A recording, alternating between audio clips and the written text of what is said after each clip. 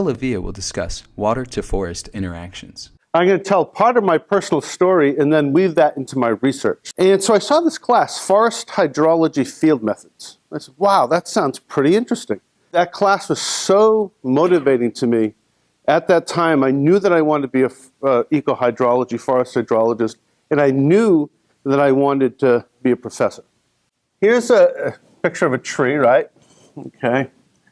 And when it rains, lots of things happen in a forest. There's water that runs down the exterior of the tree in the branches, and that's called Stemflow. And there's also water, of course, that goes through the canopy.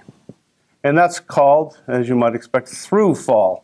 And chemically, it's very different than the rainwater that falls in the open. So if I had a bucket in the open and the rain falls in, I could measure the chemistry of that water, and I would find out that it would be less enriched in all kinds of nutrients.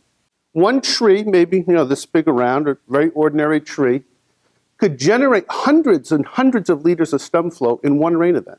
So one of the goals of my entire career has been to put Stemflow on the radar screen of other scientists. Around the tree, so if here's my tree and I have this area here, I call that the proximal area, the area around the tree trunk. And the reason all of this is important is there's this concept in biogeochemistry called hotspots and hot moments. Well, I would argue, and some of my research has shown, that Stemflow in this proximal area is in fact a hotspot for biogeochemical cycling. Whether you're in an urban area or in a more natural area, these forests do matter, and they can provide ecosystem services that are of interest to us. That's just a little bit of my history and a little bit of the circuitous nature of research, which I find so interesting. We're lucky to have the jobs that we do, and I wouldn't trade it for anything.